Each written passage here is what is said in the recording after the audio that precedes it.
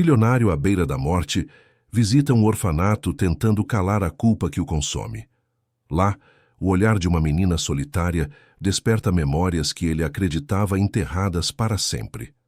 Ao reconhecer nela sua filha desaparecida, inicia-se uma jornada de dor, verdade e redenção. Se esta história te interessou, não se esqueça de se inscrever no nosso canal e diga-nos de que cidade você está assistindo. Continuando. A chuva fina de terça-feira caía sobre São Paulo como um véu cinzento, embaçando os vidros do carro importado que avançava devagar pelas ruas estreitas da periferia. Dentro do veículo, Marcelo Tavares observava pela janela um mundo que parecia existir em outra dimensão, muito distante daquela bolha de couro e tecnologia onde passara os últimos anos de sua vida. As casas simples, as crianças descalças, correndo entre poças de água, os muros pichados contando histórias de luta e resistência. Tudo ali respirava uma vida que ele havia esquecido que existia. Aos 52 anos, Marcelo carregava no corpo as marcas de uma doença que não perdoava. A esclerose lateral amiotrófica havia chegado sorrateira, roubando primeiro a força das pernas, depois a autonomia, e agora ameaçava levar o pouco tempo que lhe restava. A cadeira de rodas elétrica era seu trono e sua prisão. Os médicos haviam sido claros nas últimas consultas. Poucos meses, talvez um ano se tivesse sorte. Mas Marcelo não acreditava em sorte. Não mais. Ele dispensara o motorista naquela manhã. Precisava fazer aquilo. Sozinho. Mesmo que dirigir com os controles adaptados exigisse toda a sua concentração.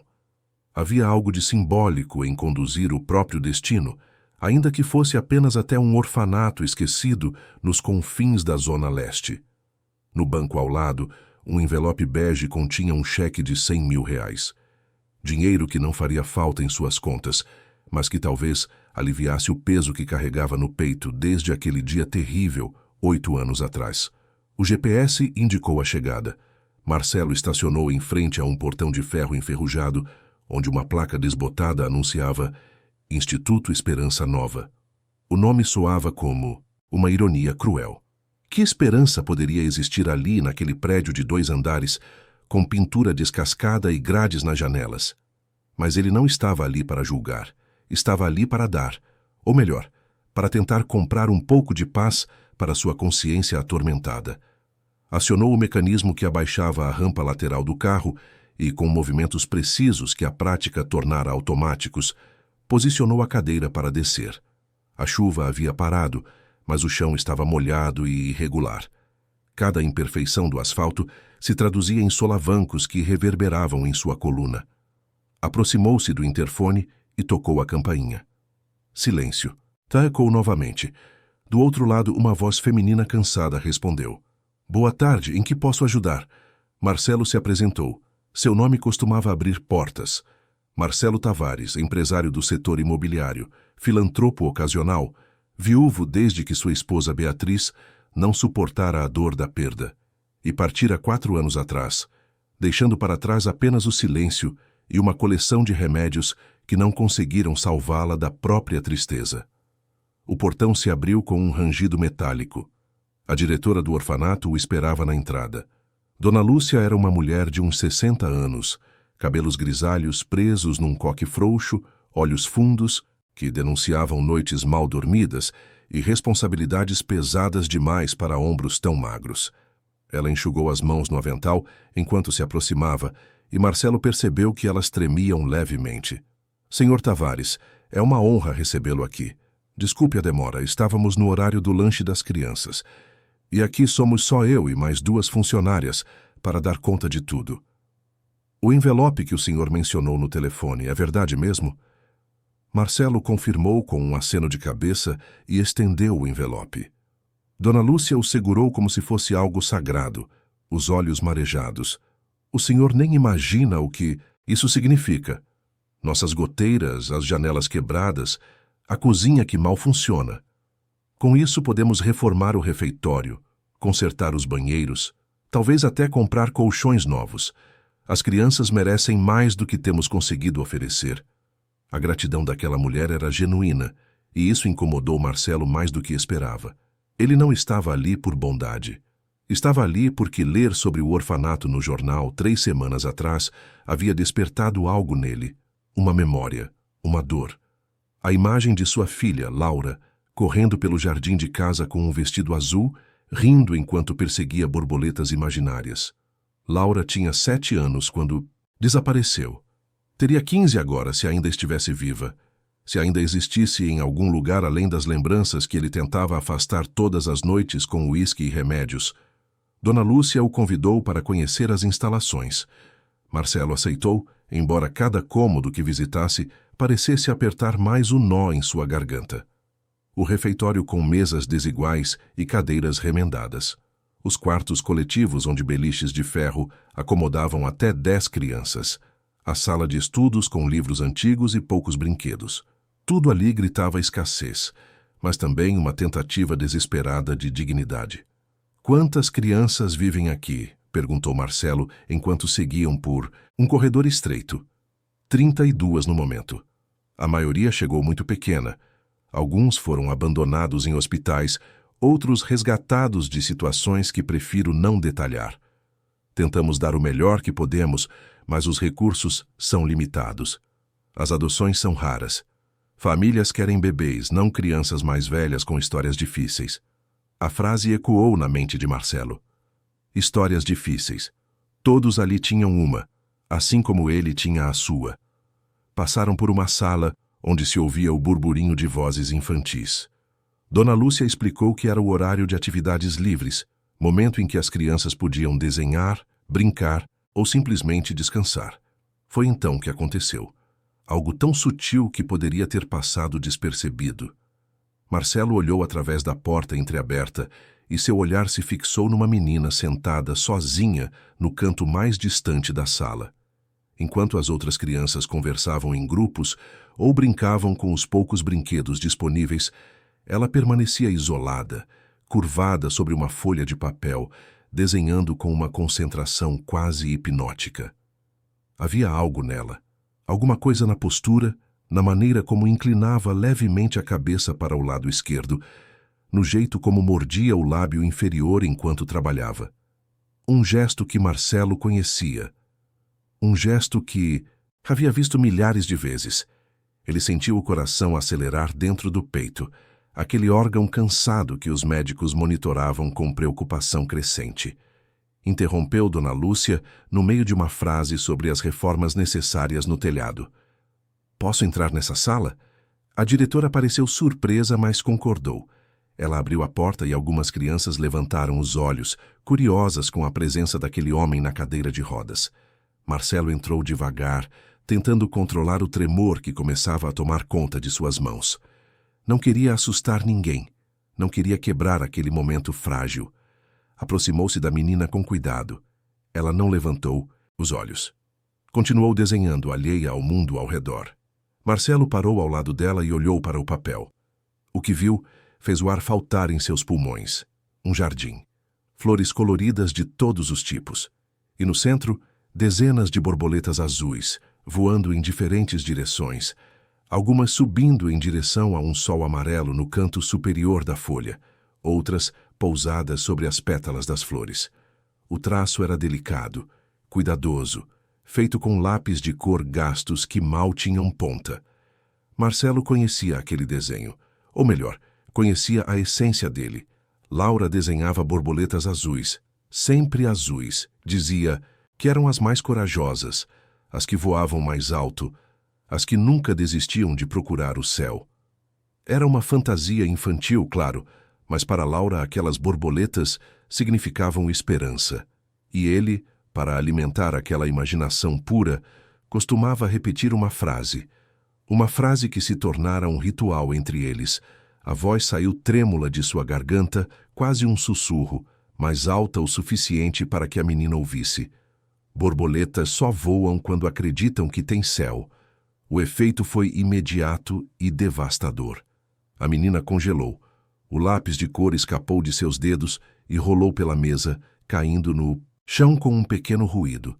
Ela levantou a cabeça lentamente e se virou para encará-lo.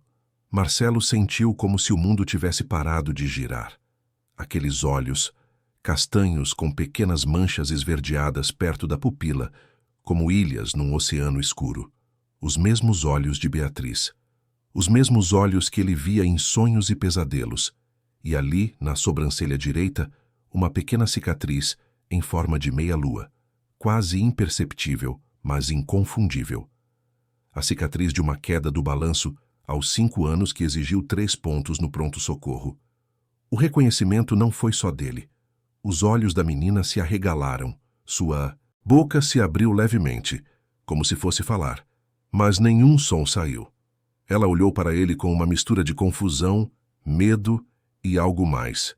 Algo que Marcelo não conseguia nomear, mas que parecia uma memória lutando para emergir de um lugar profundo e esquecido. Quanto tempo se passou? Segundos? Minutos? Marcelo não sabia. Estava preso naquele olhar, naquele momento impossível. Dona Lúcia se aproximou, preocupada com o silêncio que havia tomado conta da sala. Senhor Tavares, o senhor está bem? Precisa de água? Ele não respondeu. Não conseguia desviar os olhos da menina. Com a voz ainda trêmula, perguntou. Como você se chama? A menina demorou a responder. Quando o fez, sua voz era baixa, quase inaudível. Ana. Só Ana? Ela assentiu, mas havia incerteza naquele gesto, como se o próprio nome fosse algo que ela não tinha certeza de possuir. Marcelo sentiu um impulso incontrolável. Precisava ter certeza. Precisava saber. Com movimentos cuidadosos, aproximou-se mais, inclinando-se levemente na cadeira. Ana, posso te fazer uma pergunta? Você se lembra de onde veio antes de chegar aqui? A menina baixou os olhos. Seus dedos começaram a brincar com a barra da blusa desbotada que vestia. Houve um longo silêncio antes que ela respondesse. Eu morava com o tio, mas ele não está mais aqui. Disseram que eu vim de longe, mas não lembro direito. Às vezes, sonho com um jardim grande e uma casa branca. Mas acho que é só coisa da minha cabeça. Marcelo sentiu lágrimas queimar em seus olhos. Ele lutou contra elas, mas era inútil. Havia uma casa branca, havia um jardim grande e havia uma menina que desenhava borboletas azuis. Então, aconteceu algo que transformou suspeita em certeza. Ana, ainda mexendo na barra da blusa, puxou de dentro dela um cordão de couro fino. Pendurado nele havia um pequeno pingente de plástico azul. Uma borboleta, gasta pelo tempo, com a pintura descascando em alguns pontos, mas inconfundível. Marcelo a reconheceu imediatamente. Ele mesmo havia comprado aquele colar numa feira de artesanato em Ubatuba, durante umas férias de verão 7 meses antes de Laura desaparecer. Ela o usava todos os dias. Dizia que a borboleta a protegia, que enquanto a tivesse consigo, nada de ruim aconteceria. O choro veio sem aviso, profundo, doloroso, libertador. Marcelo cobriu o rosto com as mãos, o corpo sacudindo com soluços que ele tentava controlar, mas não conseguia. 8 anos de contenção, de busca frustrada, de culpa, de noites sem dormir, de perguntas sem resposta. Tudo veio à tona naquele instante. Dona Lúcia, alarmada, se aproximou, mas antes que pudesse dizer qualquer coisa, Marcelo estendeu a mão trêmula em direção à menina. Laura, seu nome é Laura. Laura Beatriz Tavares, você é minha filha. A menina, Ana, ou Laura, como ele insistia em chamar, recuou instintivamente. Havia medo em seus olhos, mas também algo que parecia um lampejo de reconhecimento. Como uma luz se acendendo numa sala escura há muito tempo fechada. Marcelo, ainda chorando, sussurrou o nome dela novamente. Desta vez, mais baixo, mais carinhoso. E então algo extraordinário aconteceu. Lágrimas começaram a escorrer pelo rosto da menina. Ela não entendia por quê. Não entendia o que estava sentindo. Mas algo dentro dela, algo profundo e primitivo, respondeu àquela voz, aquele nome. Papai? A palavra saiu tão baixa que Marcelo quase não ouviu. Mas ouviu, e foi o suficiente. Ele abriu os braços, e a menina, movida por um instinto que desafiava a lógica e o tempo, correu até ele. Jogou-se em seus braços com uma força que quase os derrubou da cadeira. E ali, naquela sala simples de um orfanato esquecido, Pai e filha se abraçaram como se pudessem recuperar todos os anos perdidos naquele único gesto. Dona Lúcia assistia à cena com as mãos sobre a boca, lágrimas escorrendo por seu rosto. As outras crianças haviam parado de brincar e observavam em silêncio, testemunhas de um milagre que não compreendiam completamente, mas que sentiam na pele. Marcelo segurou Laura como se ela fosse desaparecer a qualquer momento. Sussurrava seu nome repetidamente, acariciava seus cabelos, beijava sua testa. Laura, por sua vez, agarrava-se a ele com uma força desesperada, chorando sem entender exatamente por quê, mas sentindo que algo essencial, algo que faltava havia muito tempo, finalmente havia sido encontrado. As memórias vinham em fragmentos para ela. Imagens soltas, uma casa grande, um quarto cor-de-rosa, um homem alto que a fazia voar, uma mulher que cheirava a flores e cantava antes de dormir, e borboletas, muitas borboletas azuis. Será que era real? Ou apenas sonhos que ela sempre pensou serem fantasia? Dona Lúcia, recuperando-se do choque inicial, aproximou-se com cautela. Senhor Tavares, eu não entendo. O senhor está dizendo que Ana é sua filha? A filha que desapareceu? Mas como? Quando ela chegou aqui há 3 anos, não havia nenhuma informação, nenhum registro. Disseram que a encontraram sozinha, sem documentos, sem nada. Marcelo, ainda segurando Laura, virou-se para a diretora com olhos vermelhos. Preciso fazer exames. DNA. Preciso ter certeza, embora meu coração já saiba a resposta. Dona Lúcia, por favor, preciso da sua ajuda. Preciso de todos os registros que vocês têm dela. Como ela chegou aqui? De onde veio? Qualquer informação. A diretora concordou, ainda atordoada. Prometeu buscar todos os documentos, fazer todas as ligações necessárias, mas alertou que o processo de reconhecimento legal seria complexo, que haveria burocracia, que seria necessário envolver assistentes sociais e o juizado da infância. Marcelo não se importava, enfrentaria o que fosse preciso, mobilizaria todos os recursos que tinha, chamaria os melhores advogados, moveria montanhas se necessário, porque ali, em seus braços, estava a única coisa que realmente importava, a única razão pela qual valia a pena continuar lutando, mesmo com a doença avançando, mesmo com o tempo se esgotando. Laura se afastou um pouco, olhando para o rosto dele com uma curiosidade misturada a medo. Por que você está numa cadeira? A pergunta era inocente, direta, do jeito que só crianças sabem fazer. Marcelo sorriu através das lágrimas. Fiquei doente. Minhas pernas não funcionam mais muito bem. Mas isso não importa agora. O que importa é que te encontrei. Depois de tanto tempo, tanto sofrimento, finalmente te encontrei. Laura tocou o rosto dele com os dedos pequenos, traçando as linhas de expressão, as marcas que o tempo e a dor haviam deixado. Havia algo de familiar naquele toque, como se alguma parte dela lembrasse de ter feito aquilo antes, há muito tempo, numa vida que parecia ter sido apenas um sonho. O que aconteceu comigo? Por que eu não lembro direito? Marcelo acariciou os cabelos dela, sentindo a textura, o peso, a realidade daquela presença. Não sei ainda, meu amor, mas vamos descobrir juntos. Prometo que vamos entender tudo e prometo que nunca mais vou deixar que nada te afaste de mim. As outras crianças começaram a se dispersar, voltando às suas atividades, mas o burburinho era diferente agora. Havia uma energia estranha no ar, uma mistura de esperança e tristeza. Esperança porque testemunharam um milagre. Tristeza porque muitas delas sabiam que nunca teriam seu próprio milagre. Nunca haveria alguém vindo buscá-las. Nunca haveria um reencontro impossível.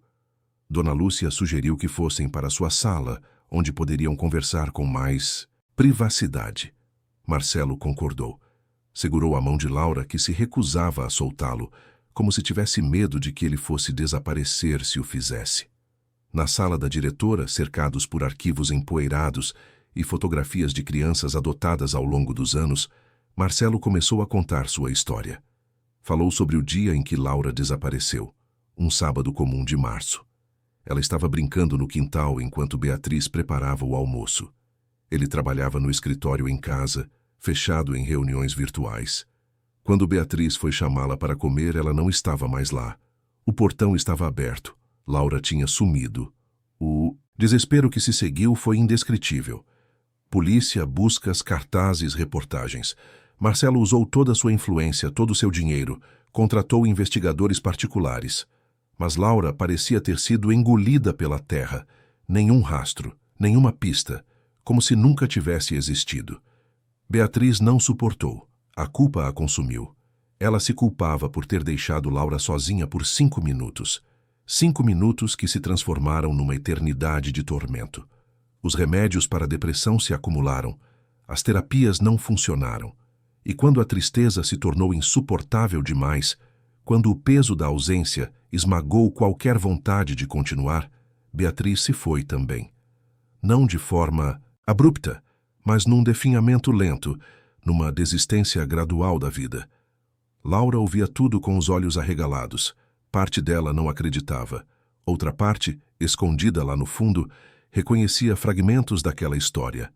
A casa grande, o jardim, uma mulher de cabelos longos que chorava muito, um homem que gritava ao telefone, e então, uma viagem, um lugar escuro, um homem que dizia ser seu tio e repetia que seus pais não a queriam mais, que a tinham dado para ele porque ela era um fardo.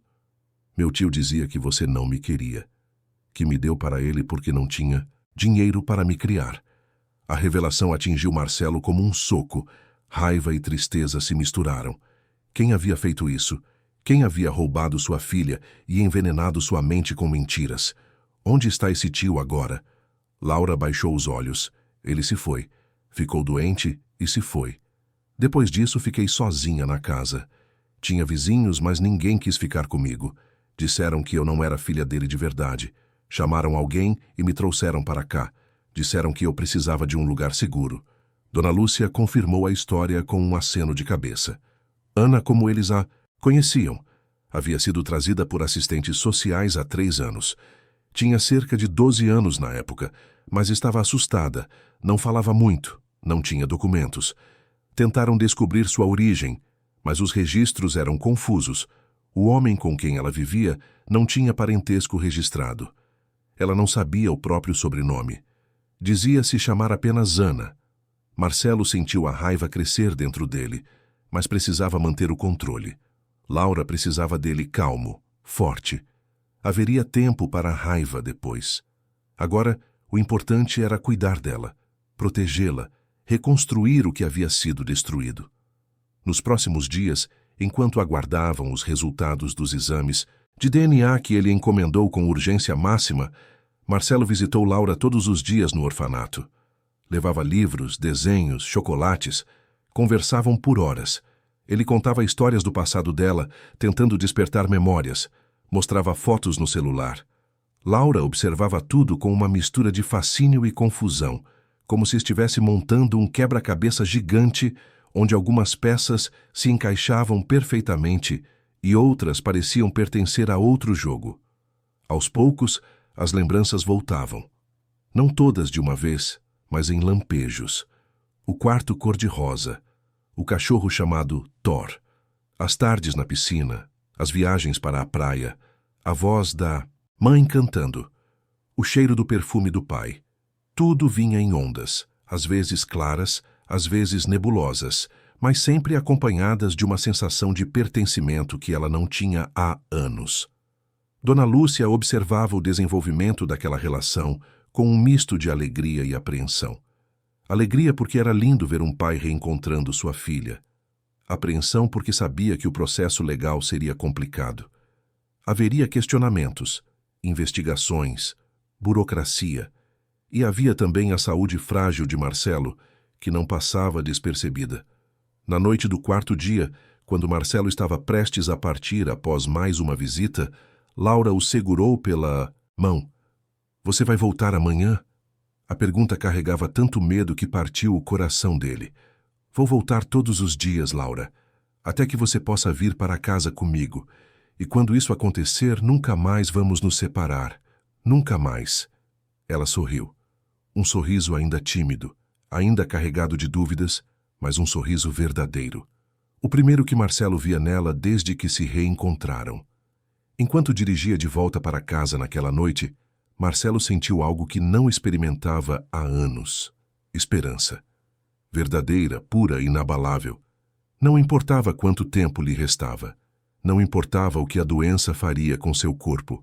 Ele tinha um propósito agora. Tinha uma razão para lutar. Tinha sua filha de volta. E estava disposto a fazer o que fosse necessário para protegê-la, para compensar os anos perdidos, para construir um futuro onde ela se sentisse amada e segura. Mesmo que esse futuro fosse medido em meses ao invés de anos. Porque o amor não se mede em tempo. Se mede em intensidade. E a intensidade do amor que ele sentia naquele momento era suficiente para preencher toda uma vida. O resultado do exame de DNA chegou na manhã de segunda-feira, 6 dias após o encontro no orfanato. Marcelo estava em seu escritório em casa, cercado por pilhas de documentos que seus advogados haviam preparado quando o telefone tocou. Ele atendeu com as mãos tremendo, já sabendo o que ouviria, mas ainda assim precisando da confirmação científica para transformar certeza emocional em verdade legal. A voz do médico foi direta e profissional, compatibilidade de 99,9%. Ana era, sem sombra de dúvida, Laura Beatriz Tavares, sua filha, seu sangue, sua razão de viver. Marcelo desligou o telefone e permitiu-se um momento de silêncio absoluto.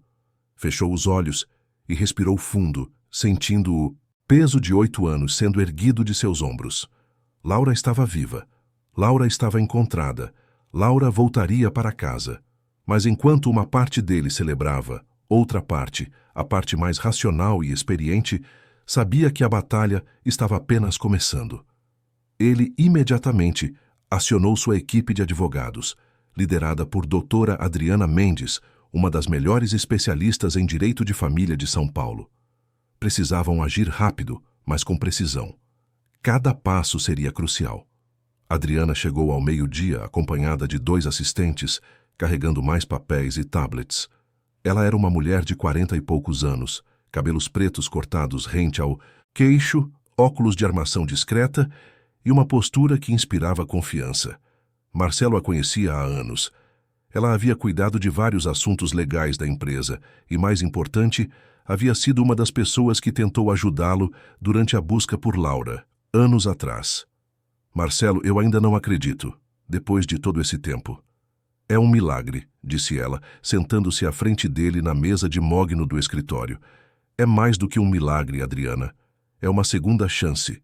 E não posso deixar que a burocracia ou qualquer outra coisa atrapalhe. Quanto tempo até que eu possa levá-la para casa? Adriana ajeitou os óculos, um gesto que Marcelo já sabia significar que as notícias não eram tão simples quanto ele gostaria. O DNA prova a paternidade biológica, isso é incontestável. Mas Laura, legalmente conhecida como Ana nos registros do orfanato, foi inserida no sistema como menor desacompanhada há 3 anos. Existe um processo de reintegração familiar que precisa ser seguido. Assistentes sociais farão avaliações. O juizado vai querer garantir que o ambiente é seguro e apropriado. Marcelo sentiu a frustração crescer. Meu ambiente é mais do que apropriado. Tenho recursos, tenho uma casa preparada, posso dar a ela tudo o que ela precisa. Adriana levantou a mão suavemente. Eu sei, Marcelo, e isso vai pesar a favor. Mas há outro fator que o juizado vai considerar: sua condição de saúde.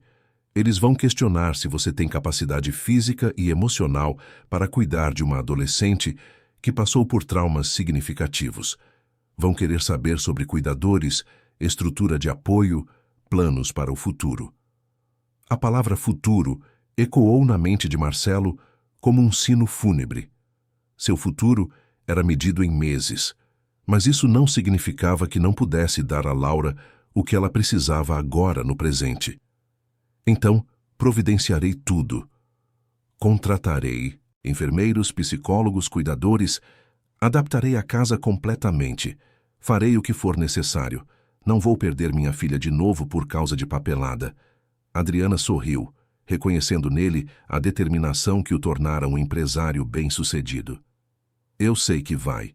e vamos fazer isso da maneira certa. Já entrei em contato com o juizado e agendei uma audiência preliminar para quinta-feira. Até lá, continue visitando Laura no orfanato. Documente tudo. A reconstrução do vínculo é fundamental. E Marcelo, há outra coisa que precisamos discutir. Ela fez uma pausa, medindo as palavras. Precisamos descobrir o que aconteceu. Quem levou Laura? Como ela acabou no orfanato? A polícia precisará reabrir o caso de desaparecimento. Isso pode trazer à tona coisas dolorosas, mas é necessário, tanto para fechar o caso legalmente, quanto para dar a Laura respostas sobre seu passado. Marcelo concordou. Já estava preparado para isso. Na verdade, uma parte dele ansiava por respostas. 8 anos de perguntas sem fim. 8 anos culpando a si mesmo, imaginando cenários, perseguindo fantasmas. Agora, finalmente, haveria respostas. Naquela mesma tarde, Marcelo foi ao orfanato mais cedo do que o habitual. Encontrou Laura no pátio, sentada sozinha em um banco debaixo de uma jabuticabeira. Ela desenhava novamente, sempre desenhava, e Marcelo percebeu que aquilo era mais do que um hobby. Era uma forma de ela processar o mundo, de dar vazão a sentimentos que as palavras ainda não conseguiam expressar. Oi, Laura. Ela levantou os olhos e sorriu. Aquele sorriso já estava mais natural, mais confortável. A cada dia que passava, a desconfiança dava lugar a algo parecido com confiança. Oi, pai. A palavra ainda soava estranha saindo de sua boca, como se ela estivesse experimentando um sapato novo. Mas era um começo. Marcelo se aproximou e olhou o desenho. Desta vez não eram borboletas. Era uma casa. Grande, com muitas janelas, um jardim na frente e um cachorro correndo pelo gramado. Essa é a nossa casa, disse ele suavemente. Laura assentiu. Estou tentando lembrar como era. Algumas coisas voltam, sabe? Como flashes. Ontem sonhei com um quarto cor-de-rosa. Tinha estrelas pintadas no teto. Era meu? Era, confirmou Marcelo, sentindo um aperto no peito. Você escolheu a cor. Disse que queria morar numa nuvem de algodão doce. Sua mãe e eu pintamos as estrelas juntos, uma noite, enquanto você dormia. Quando acordou de manhã e viu, ficou tão feliz que pulou na cama por 10 minutos seguidos. Laura sorriu, mas havia tristeza naquele sorriso. Ela não lembra de mim, né? Minha mãe. Dona Lúcia disse que ela também se foi. Marcelo escolheu as palavras com cuidado. Sua mãe amava você mais do que tudo neste mundo. Quando você desapareceu, foi como se uma parte dela tivesse ido embora também. Ela nunca parou de procurar, de esperar, de acreditar que você voltaria. Mas a dor foi grande demais. O coração dela não aguentou tanto sofrimento. Laura processou isso em silêncio. Então perguntou com uma voz pequena. Ela ficaria feliz se soubesse que você me encontrou? Marcelo sentiu lágrimas queimarem seus olhos, mas as segurou.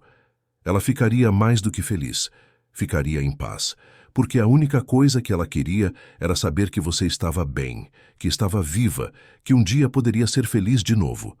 Laura se inclinou contra ele, apoiando a cabeça em seu ombro. Era um gesto simples, mas carregado de significado. Confiança, aceitação, pertencimento. Você está doente, não está? Ouvi Dona Lúcia conversando com uma das tias. Disseram que você não vai melhorar. Marcelo não esperava essa pergunta, mas também não iria mentir para ela. Estou doente, sim. Meu corpo não funciona, como antes. E os médicos dizem que não há cura, mas isso não significa que não possamos ter tempo juntos. Tempo de qualidade, tempo de recuperar o que perdemos. Quanto tempo? Não sei, Laura. Ninguém sabe exatamente. Mas seja quanto for, vou usar cada segundo para garantir que você esteja bem, que tenha tudo o que precisa, que se sinta amada. Laura se afastou e olhou para ele com olhos sérios, mais velhos do que seus 15 anos. Você não vai me deixar de novo, vai? A pergunta partiu o coração de Marcelo em 1000 pedaços. Nunca. Enquanto eu estiver respirando, vou estar ao seu lado, e mesmo depois vou garantir que você tenha tudo para construir uma vida boa. Prometo. Eles ficaram em silêncio por um tempo, apenas sentados lado a lado, observando as outras crianças brincarem. Havia algo de melancólico naquele momento. A alegria do reencontro misturada com a consciência do tempo limitado. Mas também havia esperança. A esperança de que o amor poderia curar feridas profundas, de que nunca era tarde para recomeçar. No dia seguinte, 2 investigadores da Polícia Civil visitaram Marcelo em sua casa. Traziam consigo o antigo processo de desaparecimento de Laura, agora reaberto à luz das novas evidências. Delegado Ferreira, um homem de meia-idade com bigode grisalho, e a investigadora Carla Santos, jovem e meticulosa, sentaram-se na sala de estar e começaram a fazer perguntas. Senhor Tavares, precisamos que nos conte tudo o que Laura lhe disse sobre os anos em que esteve desaparecida. Qualquer detalhe pode ser crucial. Marcelo relatou tudo. O homem que Laura chamava de tio. As mentiras que ele contou. O isolamento. A casa onde ela viveu. O fato de que esse homem havia falecido há cerca de 3 anos, deixando-a sozinha. Carla tomava notas freneticamente em seu tablet. Precisamos do nome completo desse homem. Endereço. Qualquer informação que o orfanato tenha nos registros de quando Laura foi resgatada. Delegado Ferreira se inclinou para a frente.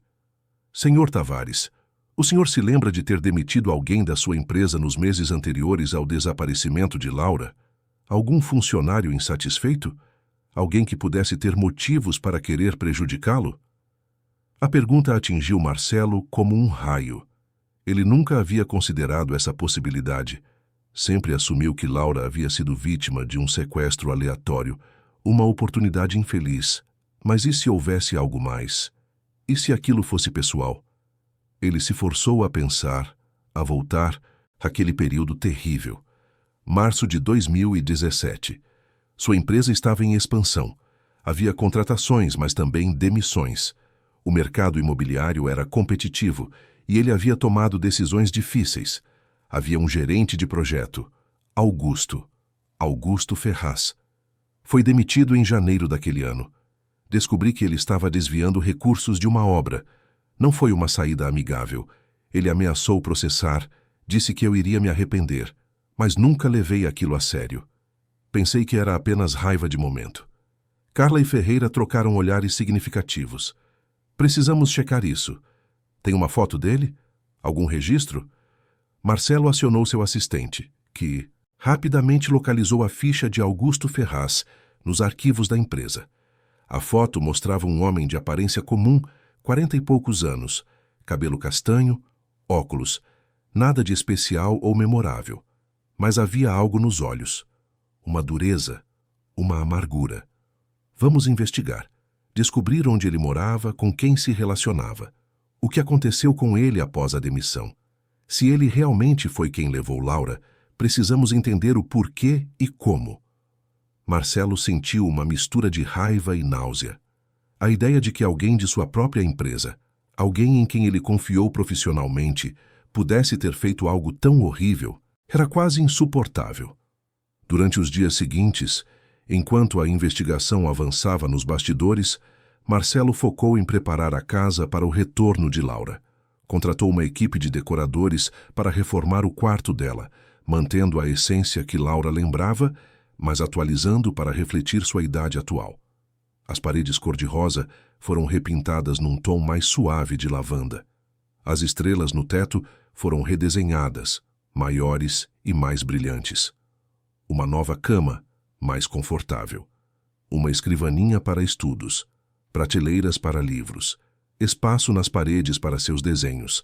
Ele também contratou uma equipe completa de apoio, enfermeiros especializados para cuidar de suas necessidades médicas, uma psicóloga infantil, doutora Helena Rodrigues, que se especializava em trauma e reinserção familiar, uma nutricionista, uma tutora particular, já que Laura havia perdido anos de educação formal.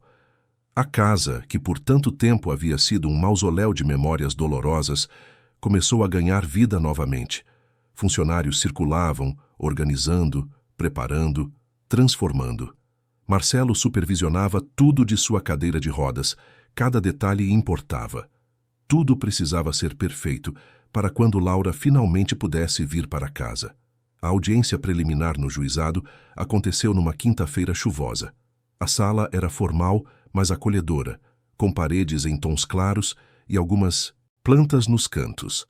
A juíza, doutora Márcia Oliveira, era uma mulher de seus 50 anos, de aparência séria, mas olhar gentil. Ela revisou todos os documentos apresentados, o resultado do DNA, os relatórios dos assistentes sociais que haviam visitado a casa de Marcelo, as avaliações psicológicas preliminares. Laura estava presente, sentada ao lado de Marcelo, nervosa e quieta. Dona Lúcia também compareceu, como representante do orfanato. Adriana conduziu a apresentação do caso com a precisão de quem conhecia cada vírgula da lei.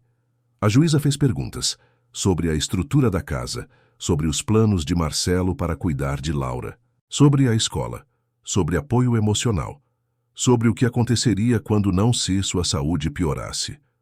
Marcelo respondeu a tudo com honestidade. Sim, estava doente. Sim, seu tempo era limitado. Mas havia providenciado tudo. Um fundo fiduciário para garantir o futuro financeiro de Laura. Um tutor legal designado para assumir a guarda, caso ele não pudesse mais exercê-la, seu primo Roberto, um homem de família com 3 filhos, que já havia concordado em ser parte da vida de Laura. Uma rede de apoio completa. A juíza então se virou para Laura. E você, Laura? O que você quer? Laura olhou para Marcelo, depois para a juíza. Sua voz era baixa, mas firme. Quero ficar com meu pai. Sei que ele está doente. Sei que as coisas podem ser difíceis, mas ele é meu pai. E eu passei tempo demais sem saber quem eu era, sem pertencer a ninguém. Agora sei. E quero ficar com ele. A resposta pareceu tocar algo na juíza.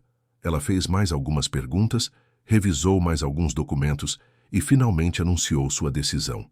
Considerando todos os fatores apresentados, o vínculo biológico comprovado, a estrutura adequada providenciada e principalmente o desejo expresso da menor, defiro a guarda provisória de Laura Beatriz Tavares ao pai, Marcelo Tavares, com acompanhamento obrigatório de assistência social por 6 meses e avaliações psicológicas regulares. A guarda definitiva será avaliada após esse período. Marcelo sentiu o peito explodir de alívio. Laura poderia ir para casa. Finalmente. Naquela noite, Laura dormiu em seu próprio quarto pela primeira vez em 8 anos. Marcelo a acompanhou até lá, mostrou cada detalhe que havia preparado. Ela tocou as paredes, olhou as estrelas no teto, sentou na cama nova testando a maciez. Havia lágrimas em seus olhos. É exatamente como eu lembrava, só que melhor. Marcelo beijou sua testa. Bem-vinda para casa, meu amor. Bem-vinda para casa. Mas enquanto Laura adormecia em segurança pela primeira vez em anos, nos escritórios da Polícia Civil, a investigação revelava verdades perturbadoras. Carla Santos havia localizado registros de Augusto Ferraz. Após ser demitido, ele havia se mudado para um bairro afastado na Zona Norte. Vivia sozinho. Tinha histórico de depressão e consumo excessivo de bebidas. Vizinhos se lembravam de ter visto uma menina com ele anos atrás, mas achavam que era sobrinha. Ninguém questionou. Ninguém investigou. O delegado Ferreira revisava fotos antigas, cruzava datas, conectava pontos. O dia do desaparecimento de Laura coincidiu com registros de um carro visto próximo à casa dos Tavares. Um carro que, segundo registros de câmeras de segurança recuperados dos arquivos, pertencia a Augusto Ferraz. Tudo começava a fazer sentido. A demissão, a raiva, o desejo de vingança. E Laura, inocente e confiante, brincando no quintal. Uma oportunidade, um momento de descuido e uma vida destruída por pura maldade. Mas Augusto estava morto. Havia partido 3 anos atrás, levando consigo a maioria das respostas. O que a investigação poderia fazer agora era reconstruir os anos perdidos, dar a Laura e Marcelo alguma forma de encerramento, de compreensão. Carla visitou Marcelo 2 dias depois, trazendo consigo um relatório preliminar. Sentaram-se no escritório e ela começou a explicar o que haviam descoberto. Senhor Tavares, tudo indica que Augusto Ferraz sequestrou Laura como forma de vingança. Ele a manteve isolada, dizendo a ela que havia sido abandonada, Criou uma realidade alternativa para ela, onde ele era o salvador e você o vilão. É um tipo de manipulação psicológica profunda. Laura era muito nova quando foi levada. Com o tempo, ela começou a acreditar na narrativa que ele criou. Marcelo ouvia com punhos cerrados, a raiva fervendo dentro dele. Como alguém poderia ser tão cruel? Como alguém poderia usar uma criança inocente como instrumento de vingança? Quando ele faleceu, Laura ficou sozinha. Foi encontrada por vizinhos que finalmente questionaram a situação. Assistentes sociais a resgataram, mas ela não tinha memórias claras de sua verdadeira identidade. Anos de isolamento e manipulação haviam apagado grande parte de quem ela era. O orfanato a registrou como Ana porque era o único nome que ela conseguia lembrar. E por que ninguém conectou os pontos antes? Por que ninguém percebeu que ela era a menina desaparecida? Carla suspirou. Laura mudou muito fisicamente nesses 8 anos. De 7 para 15 anos, uma criança muda completamente. Sem documentos, sem informações claras e com milhares de casos de crianças desaparecidas nos arquivos, a conexão simplesmente não foi feita. Foi preciso você ir até lá. Foi preciso aquele momento de reconhecimento. Marcelo absorveu tudo isso. Parte dele queria gritar, quebrar coisas, encontrar uma forma de punir Augusto, mesmo que ele já não estivesse mais aqui. Mas outra parte, a parte mais sábia, sabia que a raiva não mudaria nada. O que importava agora era Laura. Era ajudá-la a curar, a reconstruir, a ser feliz. Vocês vão fechar o caso? Vamos. Documentar tudo. Encerrar oficialmente a investigação do desaparecimento. A morte de Augusto significa que não haverá julgamento, mas pelo menos você e Laura terão respostas. Saberão o que aconteceu. E isso, às vezes, é tudo que podemos oferecer. Nas semanas que se seguiram, Laura começou a se adaptar à nova vida. Não foi fácil. Havia noites de pesadelos, onde ela acordava gritando, confusa sobre onde estava. Havia momentos de dissociação, onde ela chamava Marcelo de tio sem perceber. Havia crises de ansiedade, medos irracionais, dificuldade em confiar, mas também havia progresso. A terapia com doutora Helena estava ajudando. As sessões diárias, onde Laura podia falar sobre seus medos, processar seus traumas, reconstruir sua identidade, faziam diferença. Ela começou a estudar novamente. Primeiro apenas algumas horas por dia, depois períodos mais longos. Descobriu que gostava de literatura e arte. Queria ser pintora, talvez, ou escritora. Marcelo estava presente em cada passo. Mesmo quando seu corpo protestava, quando a fadiga era esmagadora, quando a dor se tornava quase insuportável, ele estava lá. Tomavam café da manhã juntos. Ele a ajudava com as lições de casa. Assistiam filmes nas tardes de sábado. Conversavam por horas sobre tudo e nada. E aos poucos, muito, devagar, Laura começou a lembrar quem ela realmente era. Não apenas a menina que Augusto tentou criar, mas a Laura de antes. A menina que amava borboletas. A menina que ria alto. A menina que sonhava grande. Uma noite, semanas após sua chegada, Laura entrou no quarto de Marcelo. Ele estava lendo, já vestido para dormir, a cadeira de rodas estacionada ao lado da cama. Pai, posso dormir aqui hoje? Tive um pesadelo e não quero ficar sozinha. Marcelo abriu os braços. Claro que pode, meu amor, sempre pode.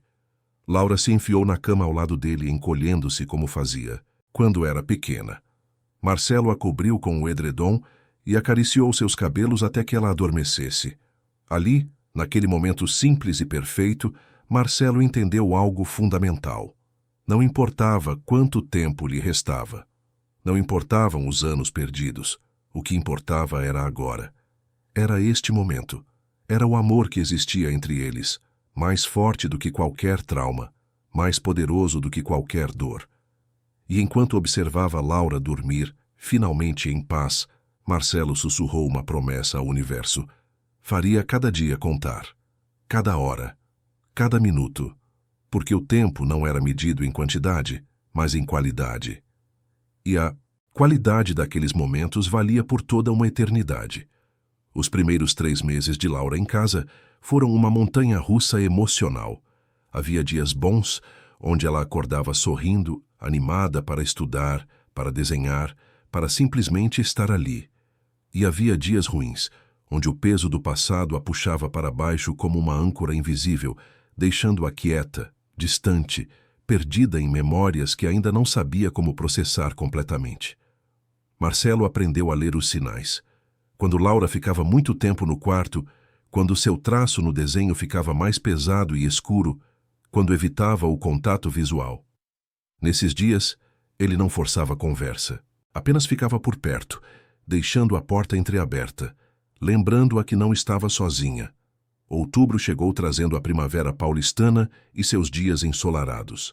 Marcelo decidiu que era hora de Laura conhecer o mundo além das paredes de casa.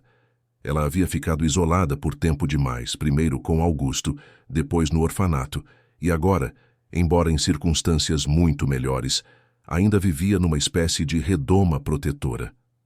Um sábado de manhã, durante o café, ele fez a proposta. Laura, que tal sairmos hoje? Podemos ir ao parque, comer algo diferente, talvez visitar uma livraria. O que acha? Laura olhou para ele com surpresa. Ela havia saído poucas vezes desde que chegara. Consultas médicas, sessões de terapia, uma ida ao shopping para comprar roupas. Mas nunca apenas para passear, para aproveitar. Posso levar meus lápis de desenho? Quero desenhar as árvores se tiver chance. Claro que pode. Pode levar o que quiser. Eles foram ao Parque Ibirapuera. Marcelo dirigiu o carro adaptado com Laura no banco do passageiro, os olhos grudados na janela, observando a cidade passar. São Paulo era uma imensidão de prédios, carros, pessoas apressadas. Tão diferente das ruas vazias e silenciosas que ela conhecera durante anos com Augusto. No parque, Marcelo alugou uma cadeira de rodas manual mais leve para poder circular pelos caminhos de terra. Laura empurrava a cadeira e ele aproveitava para observá-la. Havia algo de libertador em vê-la ali, ao ar livre, respirando fundo, sorrindo para o sol. Encontraram um lugar perto do lago, debaixo de um ipê amarelo que ainda guardava algumas flores. Laura tirou seu caderno de desenho e começou a traçar as linhas da paisagem. Marcelo apenas observava, em silêncio, deixando que ela se perdesse naquele momento de paz. Depois de um tempo, Laura parou de desenhar e olhou para o lago, onde alguns patos nadavam tranquilamente. Pai, posso te perguntar uma coisa? Sempre, meu amor. Você tem medo? Medo de quê? De morrer. De me deixar. Sei que você está doente. Sei que não vai melhorar. Você tem medo? A pergunta era direta, sem rodeios. Marcelo respirou fundo antes de responder. Decidiu ser honesto. Laura merecia honestidade. Tenho. Não exatamente de morrer, mas de não ter tempo suficiente com você. De não ver você crescer, formar-se, realizar seus sonhos. Tenho medo de que, quando eu não estiver mais aqui, você se sinta sozinha de novo. Mas sabe o que me ajuda com esse medo? O quê? Saber que, mesmo com o tempo que temos, estamos construindo algo real. Memórias, amor, uma base. E que, não importa o que aconteça, você vai carregar isso com você. Vai saber que foi amada incondicionalmente, que lutei por você até meu último suspiro, e que sempre, sempre, você terá um lugar para onde voltar, mesmo que seja só nas lembranças. Laura absorveu as palavras em silêncio. Depois, apoiou a cabeça no ombro dele. Eu também tenho medo de te perder de novo, mas desta vez por uma razão diferente. Desta vez porque sei o que é te ter, e dói pensar em não ter mais. Marcelo beijou o topo de sua cabeça. Então vamos fazer um acordo. Não vamos desperdiçar nosso tempo com medo do futuro. Vamos viver cada dia como ele merece ser vivido, com intensidade, com alegria, com amor. Combinado? Combinado. Eles ficaram ali por mais 2 horas. Laura desenhou 3 páginas completas. Marcelo contou histórias de quando ela era pequena, histórias que ela não lembrava, mas que adorava ouvir. Como na primeira vez que foi à praia e teve medo das ondas. Como aprendeu a andar de bicicleta e caiu 7 vezes antes de conseguir. Como adorava dormir abraçada com um urso de pelúcia gigante chamado Bolinha. Cada história era uma peça do quebra-cabeça que Laura estava montando de sua própria vida. E cada peça a fazia sentir-se mais completa, mais inteira. No caminho de volta para casa, pararam numa livraria. Laura se encantou com a seção de arte. Folheou livros sobre técnicas de pintura, sobre artistas famosos, sobre ilustração. Marcelo comprou todos que ela demonstrou interesse, mesmo quando ela protestou dizendo que era demais. Nunca é demais quando se trata de alimentar seus sonhos, respondeu ele. Naquela noite, enquanto Laura organizava os livros, novos em sua prateleira, bateram na porta do quarto. Era a doutora Helena, a psicóloga, que havia pedido para fazer uma sessão em casa naquele dia, algo que ocasionalmente acontecia para observar Laura em seu ambiente natural. As duas conversaram no quarto por quase 1 hora. Marcelo ficou no escritório, trabalhando em alguns documentos da empresa. Embora tivesse se afastado das operações diárias, ainda supervisionava decisões importantes. Sua equipe era competente, mas ele gostava de manter-se mentalmente ativo. Quando Dr. Helena saiu do quarto de Laura, passou pelo escritório para dar seu feedback, como sempre fazia. Marcelo, posso falar com você? Um momento? Claro. Como ela está? Helena sentou-se numa das poltronas, ajeitando os óculos. Ela está progredindo bem. Melhor do que eu esperava, honestamente. O vínculo entre vocês está se fortalecendo. Ela está desenvolvendo mecanismos saudáveis de lidar com o trauma. Mas há algo que preciso mencionar. Marcelo sentiu uma pontada de preocupação. O quê? Laura está começando a processar a perda da mãe. Até agora ela estava tão focada em reconectar-se com você, em adaptar-se à nova vida, que não teve espaço emocional para realmente lidar com o fato de que Beatriz se foi. Mas isso está mudando. Ela me fez muitas perguntas hoje sobre a mãe. Como ela era? Por que ela partiu? Se Laura poderia ter feito algo diferente. E o que você disse a ela? A verdade, que Beatriz a amava profundamente, que a tristeza da perda foi avassaladora demais, que não foi culpa de Laura. Mas também avisei que esse processo de luto vai ser difícil. Laura perdeu 8 anos com a mãe e agora está perdendo a oportunidade de recuperá-los. É uma dupla perda. Ela vai precisar de muito apoio. Marcelo assentiu, absorvendo a informação. Vou estar aqui para tudo que ela precisar. Helena sorriu. Eu sei que vai. Vocês dois têm algo especial. É raro ver um vínculo se reconstruir tão forte após tanto tempo e tanto trauma. Continue fazendo o que está fazendo. E Marcelo, cuide de você também. Sei que seu foco é Laura, mas você precisa estar bem para poder apoiá-la. Depois que Helena foi embora, Marcelo foi até o quarto de Laura. Ela estava deitada na cama, olhando para o teto, para as estrelas pintadas. Posso entrar? Sempre. Ele posicionou a cadeira ao lado da cama. Doutora Helena me contou que vocês conversaram sobre sua mãe hoje. Laura continuou, olhando para o teto. Eu não lembro muito dela, só flashes. O cheiro do perfume. A voz cantando. Mãos macias penteando meu cabelo. É como tentar segurar água. Quanto mais tento lembrar, mais escapa. Marcelo pegou o celular e abriu a galeria de fotos. Havia centenas de imagens de Beatriz e Laura juntas. Ele nunca teve coragem de apagá-las, embora olhar para elas fosse doloroso demais durante anos. Agora, finalmente, havia um propósito para aquelas memórias congeladas no tempo. Venha aqui, quero te mostrar algo. Laura se sentou ao lado dele e juntos começaram a percorrer as fotos. Beatriz grávida, radiante, acariciando a barriga. Laura recém-nascida, envolta em cobertores rosa, nos braços da mãe. As primeiras papinhas, os primeiros passos, aniversários, natais, viagens à praia. Cada foto era acompanhada de uma história que Marcelo contava com detalhes ricos. Laura bebia cada palavra, cada imagem, tentando preencher os vazios em sua memória. Quando chegaram a uma foto específica, Laura pediu para ele parar. Era uma imagem simples.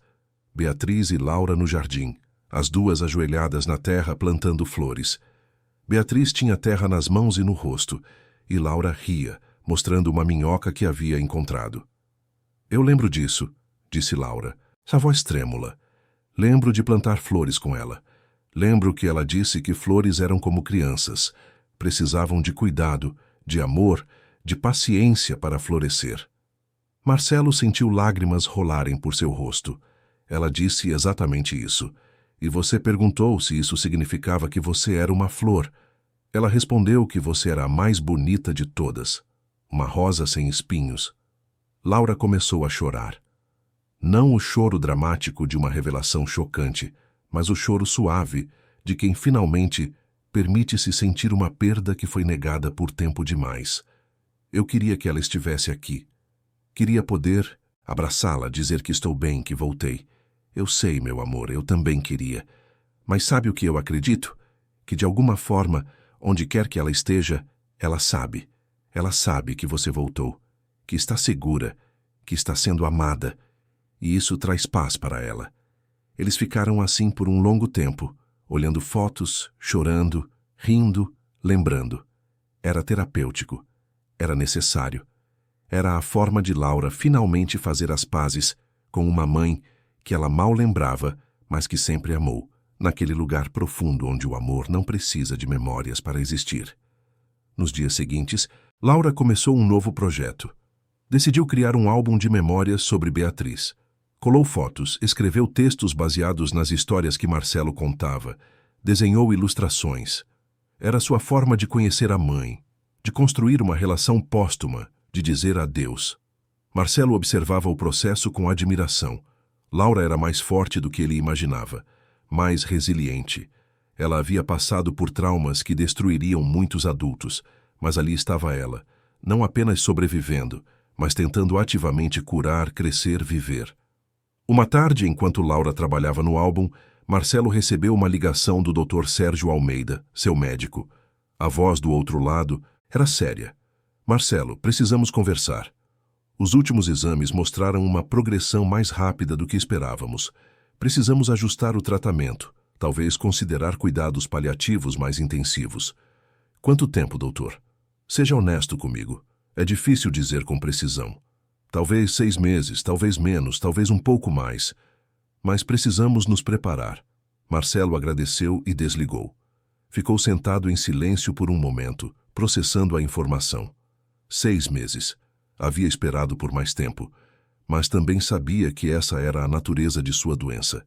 Imprevisível, cruel, inexorável. Tomou uma decisão naquele momento. Não contaria a Laura ainda. Não até ser absolutamente necessário. Ela já tinha carregado peso demais. Merecia esses meses de relativa paz, de construção, de cura. Haveria tempo para despedidas depois. Naquela noite, durante o jantar, Laura fez um anúncio. Pai, eu estava pensando. Você sabe aquele cheque que você ia doar para o orfanato? Aquele que acabou te levando até mim? Sim. Por quê? E se a gente fizesse algo maior? Tipo uma fundação de verdade, para ajudar outras crianças como eu.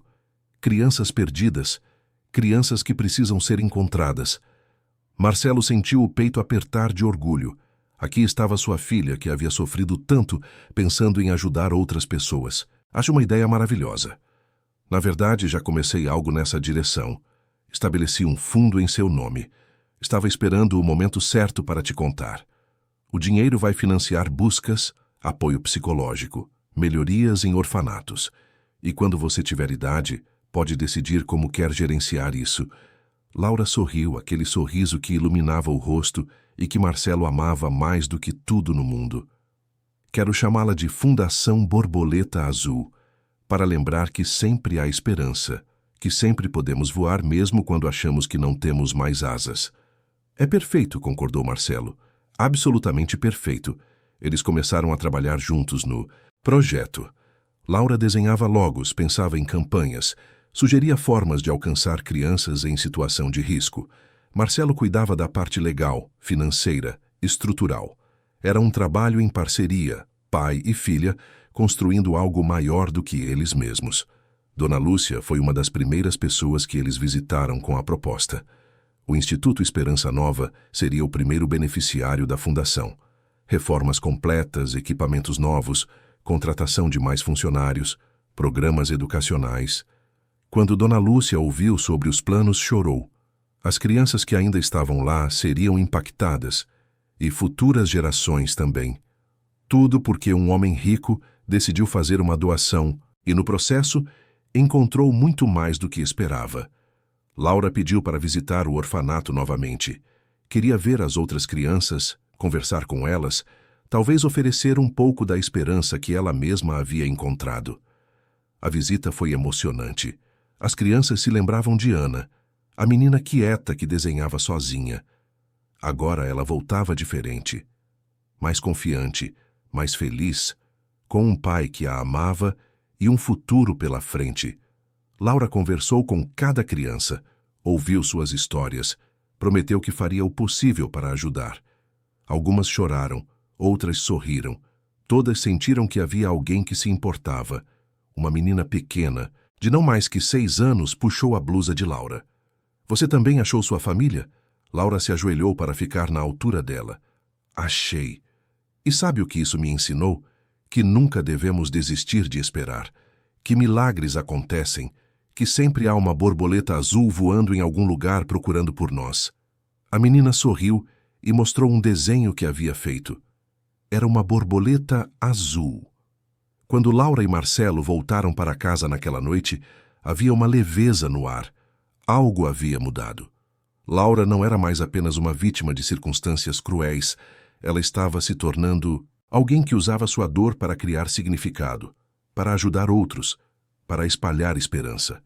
Marcelo observava essa transformação com assombro.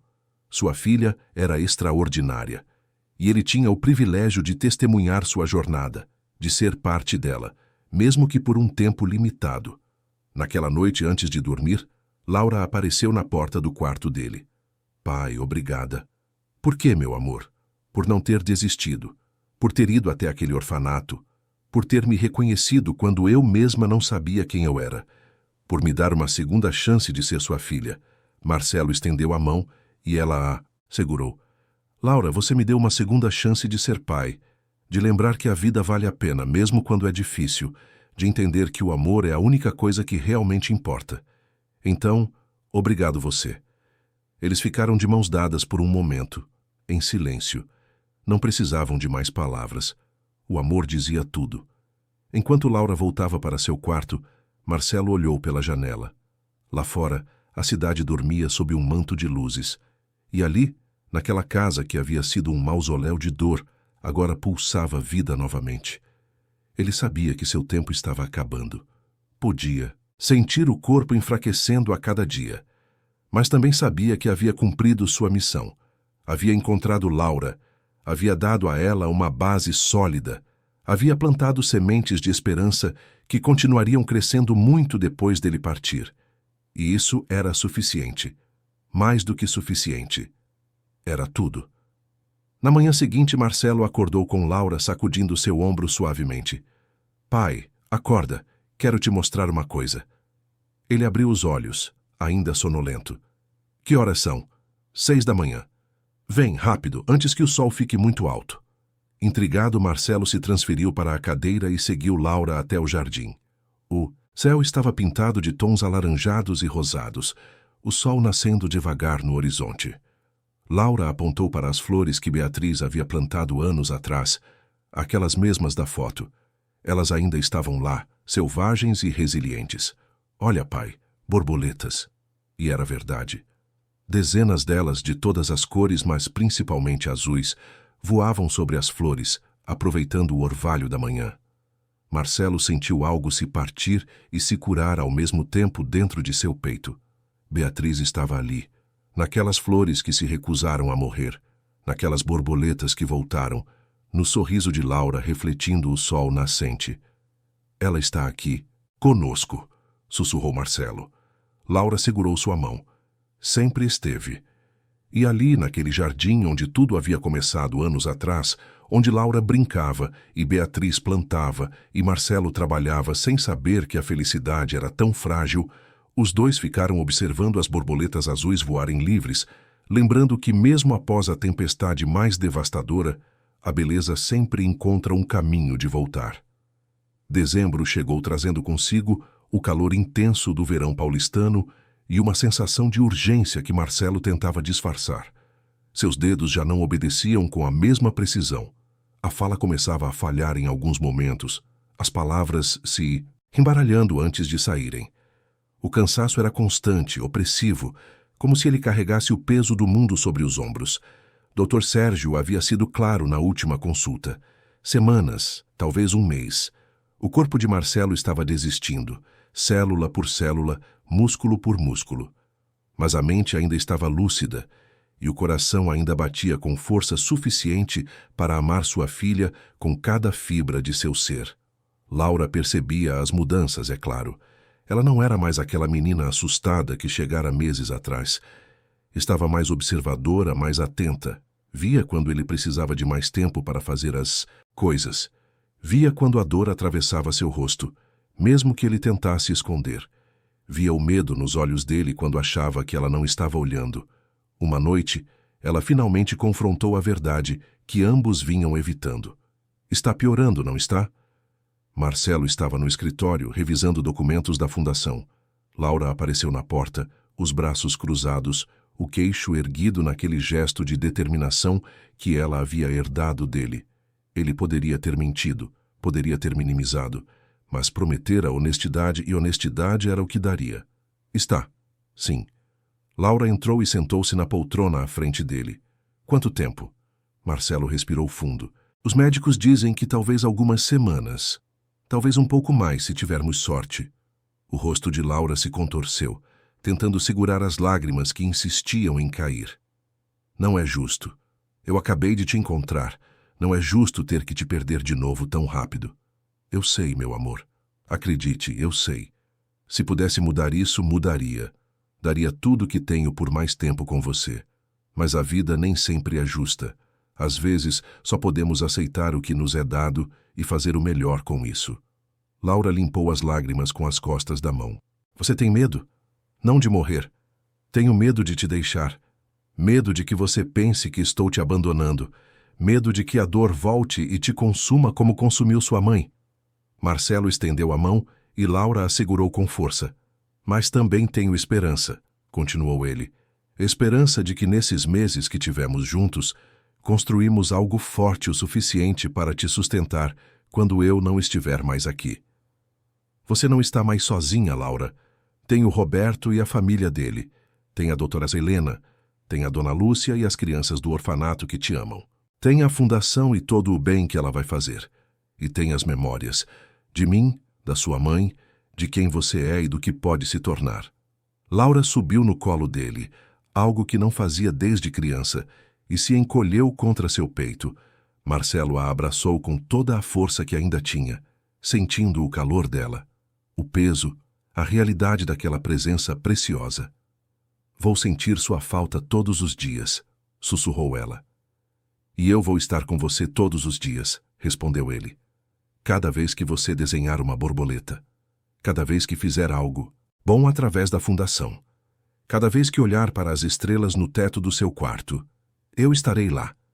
Eles ficaram assim por um longo tempo, pai e filha abraçados, chorando juntos, permitindo-se sentir a dor antecipada da separação que se aproximava. Nos dias seguintes, algo mudou entre eles. Não havia mais pretensões, não havia mais negação. Apenas uma aceitação tranquila do inevitável e uma determinação de fazer cada momento contar. Marcelo começou a gravar vídeos para Laura, mensagens para serem abertas em momentos importantes de sua vida. Para quando completasse 16 anos, 18, 21, para quando se formasse, para quando se casasse e se escolhesse casar, para quando tivesse filhos, para quando estivesse triste e precisasse ouvir a voz dele. Em cada vídeo, ele falava sobre amor, sobre coragem, sobre resiliência, contava histórias da família, dava conselhos que esperava que ela achasse úteis, dizia o quanto a amava, o quanto tinha orgulho dela, o quanto acreditava em seu potencial. Laura, por sua vez, passou a documentar tudo, fotografava momentos simples, gravava conversas, escrevia em um diário cada coisa que aprendia com o pai. Era sua forma de segurar o tempo, de criar uma cápsula de memórias que pudesse revisitar sempre que sentisse falta. Roberto, o primo de Marcelo, que assumiria a tutela legal de Laura, passou a visitar com mais frequência, trazendo a esposa Fernanda e os 3 filhos. A intenção era que Laura se familiarizasse com a família, criasse vínculos, soubesse que teria um lar acolhedor quando precisasse. Laura gostou deles imediatamente. Roberto tinha o mesmo senso de humor seco de Marcelo. Fernanda era calorosa e acolhedora. As crianças, 2 meninas e um menino, a receberam como uma irmã mais velha. Havia algo reconfortante em saber que não ficaria sozinha.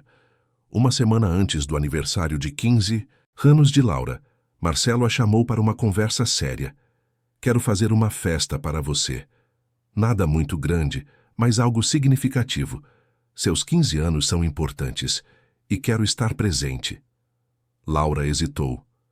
Pai, não precisa. Podemos fazer algo simples, só nós 2. Quero fazer isso, Laura, por você. Pela menina que você foi e pela mulher que está se tornando. Me deixa fazer isso? Ela concordou, os olhos marejados.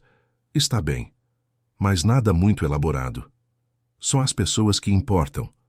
Marcelo trabalhou nos preparativos com uma energia que surpreendeu a todos. Contratou um salão pequeno, mais elegante. Convidou a família de Roberto, doutora Helena, dona Lúcia e algumas crianças do orfanato, incluindo a menina pequena que havia desenhado a borboleta. Encomendou um bolo simples de chocolate, o favorito de Laura. Decorou o espaço com arranjos de flores e, claro, borboletas azuis de papel. A manhã do aniversário amanheceu clara e quente. Laura acordou com Marcelo ao lado de sua cama, segurando um presente embrulhado em papel prateado. Feliz aniversário, meu amor. Laura se sentou, ainda sonolenta, e pegou o presente. Dentro havia uma caixa de veludo azul. Ao abri-la, encontrou um colar delicado de ouro branco com um pingente de borboleta cravejada de pequenas safiras azuis. É lindo, sussurrou ela. Quero que use hoje. E sempre que quiser se lembrar de que pode voar, não importa o quão pesado o mundo pareça. Laura colocou o colar e Marcelo ajudou a fechá-lo. Ela se olhou no espelho e sorriu através das lágrimas. A festa começou às 5 da tarde. Laura chegou ao salão de vestido azul claro, simples mas bonito, o colar brilhando em seu pescoço. As crianças do orfanato correram para abraçá-la, gritando parabéns. Dona Lúcia trouxe um presente feito por todas elas, um álbum de desenhos de borboletas, cada uma diferente, cada uma especial. Roberto fez um discurso emocionado sobre família, sobre segundas chances, sobre a força do amor. Doutora Helena falou sobre a jornada de Laura, sobre sua coragem, sobre como era inspirador vê-la florescer. Então chegou a hora de Marcelo falar. Ele estava visivelmente frágil, a voz mais baixa, mas os olhos brilhavam com intensidade. Laura, quando você desapareceu, há 8 anos, meu mundo acabou. Passei anos acreditando que nunca mais sentiria alegria, que nunca mais teria motivos para acordar de manhã. Mas o destino, ou a providência, ou simplesmente a sorte, nos deu uma segunda chance, e esses meses com você foram os melhores da minha vida. Não apenas porque te encontrei, mas porque pude ver você se tornar essa pessoa incrível que está na minha frente. Ele pausou, limpando uma lágrima que escapou. Você é corajosa, Laura. Mais corajosa do que eu jamais fui. Passou por coisas que quebrariam a maioria das pessoas. E aqui está você, não apenas sobrevivendo, mas prosperando, criando beleza a partir da dor, espalhando esperança onde houve desespero. Sou tão orgulhoso de ser seu pai. Tão grato por cada segundo que temos juntos. Laura estava chorando abertamente agora, assim, como metade das pessoas presentes. Sei que o futuro assusta você, continuou Marcelo. Sei que tem medo do que vem depois que eu partir. Mas quero que saiba algo. Você vai ficar bem. Não porque a dor vai desaparecer, porque não vai, mas porque você é forte, porque tem pessoas que te amam, porque aprendeu que mesmo nas situações mais escuras, sempre há uma borboleta azul em algum lugar, esperando para voar. Ele fez um sinal e alguém trouxe uma caixa grande. Dentro havia dezenas de borboletas de papel azul, cada uma com uma mensagem escrita por Marcelo. mensagens de amor, de encorajamento, de esperança. Quero que guarde essas borboletas. E sempre que estiver triste ou perdida, ou precisar de um lembrete de que é amada, abra uma e leia. Vai ser como se eu estivesse falando com você. Laura desceu correndo e abraçou o pai com toda a força que tinha. Todos na sala aplaudiram, muitos chorando, testemunhando aquele momento de amor puro e incondicional. A festa seguiu com momentos de alegria genuína. Música, dança, risadas. Laura brincou com as crianças do orfanato, conversou com os primos novos, agradeceu a cada pessoa presente por fazer parte de sua jornada. Quando chegou a hora do bolo, as velas foram acesas. 15 velinhas brilhando na penumbra do salão. Todos cantaram parabéns, e Laura fechou os olhos para fazer seu pedido. Marcelo, observando de sua cadeira, sabia o que ela estava pedindo.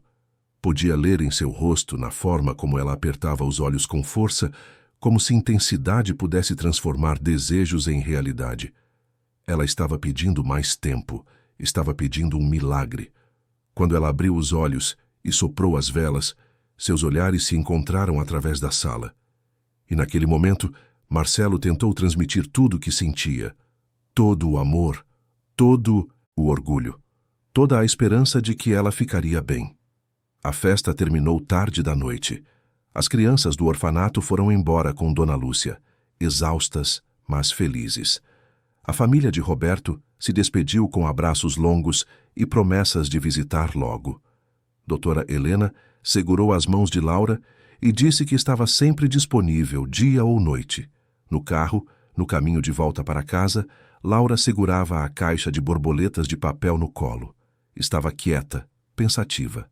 Foi perfeito, pai. Obrigada por fazer isso por mim. Foi uma honra, meu amor. Ver você feliz é a única coisa que importa. Quando chegaram em casa, Marcelo estava exausto. O esforço da festa havia drenado suas últimas reservas de energia. Laura ajudou-o a se transferir para a cama, ajeitou os travesseiros, cobriu-o com o lençol. "Fica aqui comigo hoje?" pediu ele. "Sempre." Laura se deitou ao lado do pai, a cabeça apoiada em seu ombro. Ficaram em silêncio por um tempo, apenas curtindo a presença um do outro. "Pai, sim, não tenho medo mais. Do futuro, quero dizer. Ainda dói pensar em te perder, mas não tenho mais medo. Porque você me ensinou que o amor não acaba. Que as pessoas que amamos vivem em nós nas escolhas que fazemos, no bem que espalhamos." Marcelo beijou o topo de sua cabeça. "Você aprendeu bem, tão bem. E vou fazer você se orgulhar. Vou cuidar da fundação. Vou ajudar outras crianças. Vou viver de um jeito que honre você e a mamãe. Prometo. Já me orgulha, Laura. Mais do que palavras podem expressar." Eles adormeceram assim, pai e filha, entrelaçados, segurando um ao outro contra a escuridão que se aproximava.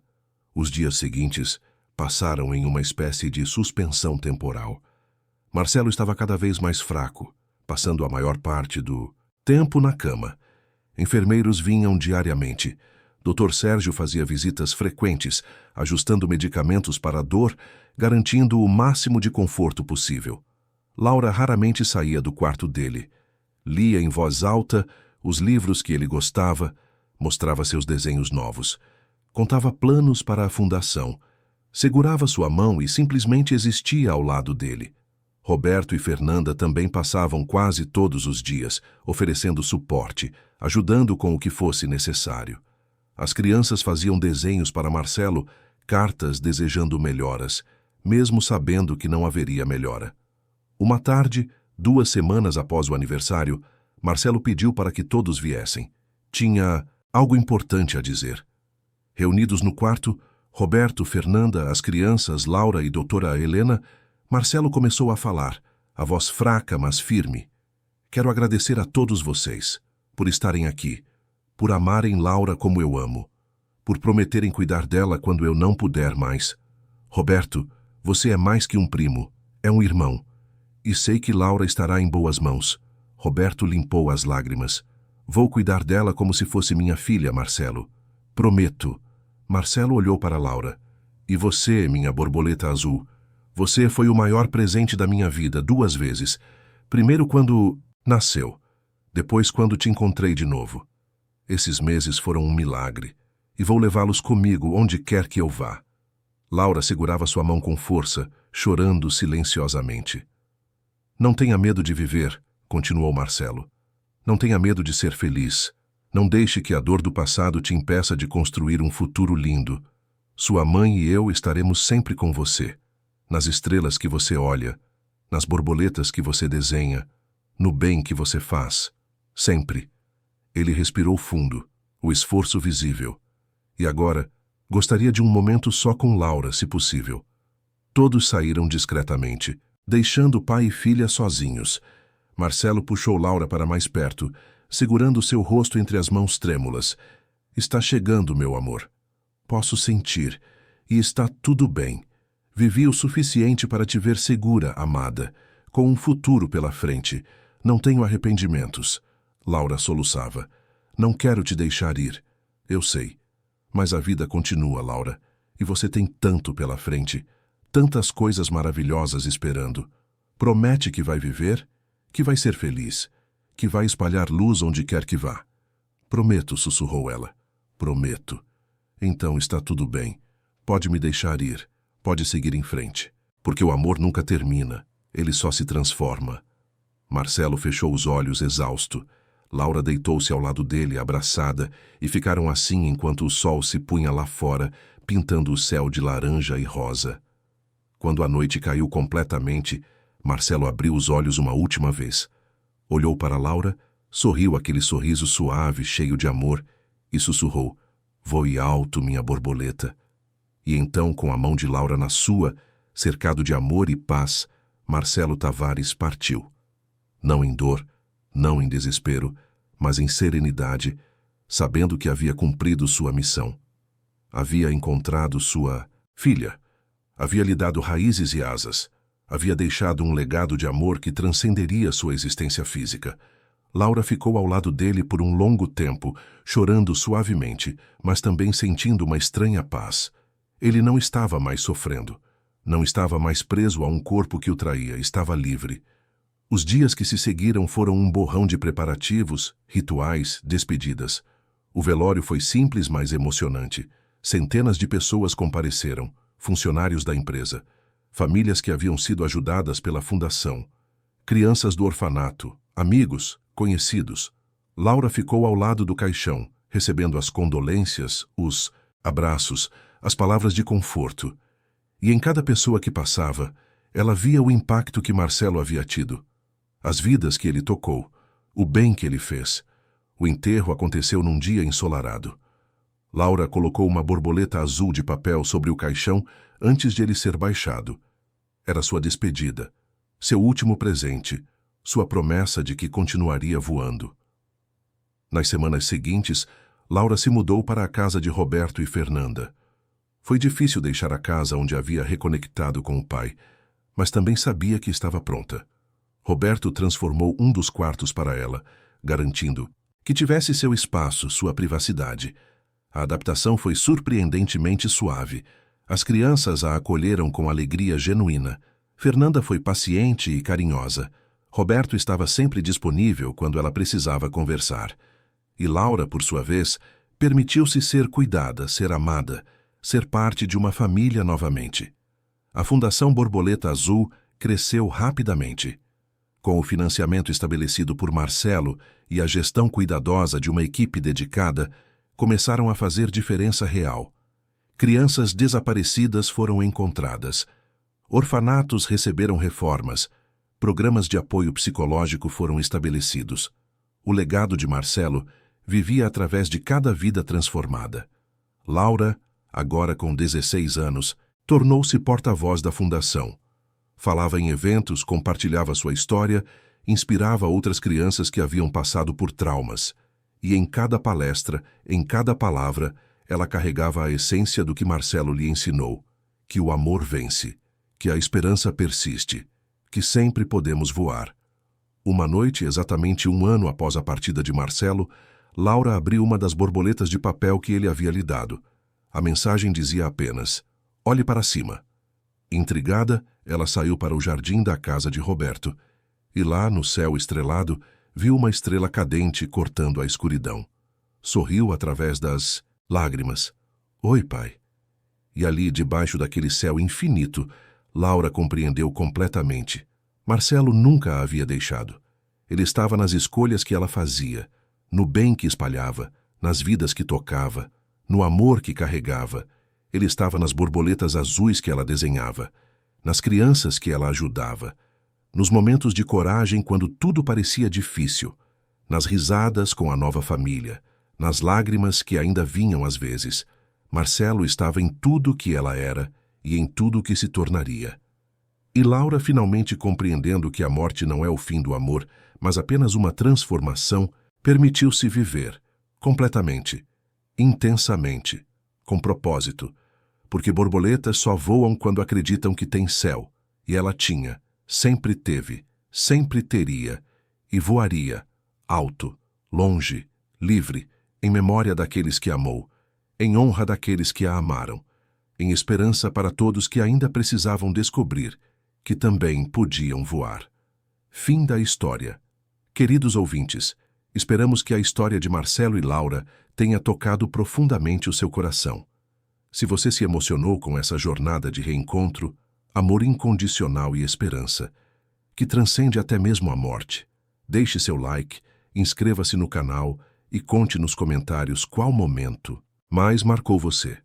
Foi o reencontro no orfanato? A festa de 15 anos? A despedida final? Compartilhe conosco. Todos os dias trazemos histórias intensas como essa, que revelam o lado mais profundo e verdadeiro da alma humana, que mostram como o amor pode curar as feridas mais profundas e como a esperança sempre encontra um caminho. Te esperamos no próximo episódio com mais uma narrativa que vai fazer você acreditar nos milagres da vida.